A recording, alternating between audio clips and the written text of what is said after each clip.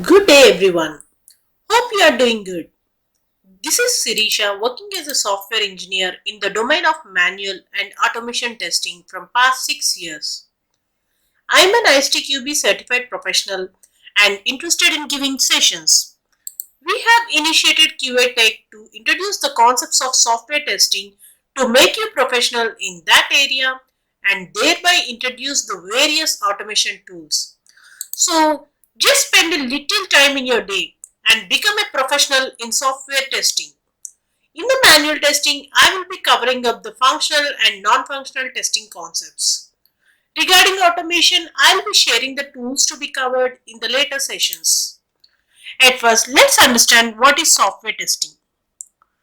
Software testing is defined as an activity to check whether the actual results match the expected results and to ensure that the software system is defect free. It involves execution of a software component or system component to evaluate one or more properties of interest. Software testing also helps to identify errors, gaps, or missing requirements in contrary to the actual requirements. It can be either done manually or using automated tools. So prefer saying software testing as a white box and a black box testing. I'll explain various testing terms like white box and black box in the upcoming sessions.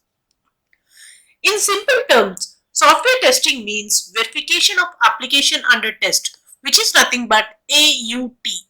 Software testing is a critical element of software quality assurance and represents the ultimate process to ensure the correctness of the product. The quality product always enhances the customer confidence in using the product, thereby increases the business economics. In other words, a good quality product means zero defects, which is derived from a better quality process in testing. Reasons for testing. Software contains defects. They hide. Defects can cause software failures. Failures can cost money and even be mortal. Testing assures the quality of the software. Testing accelerates the software development. Much more and much more.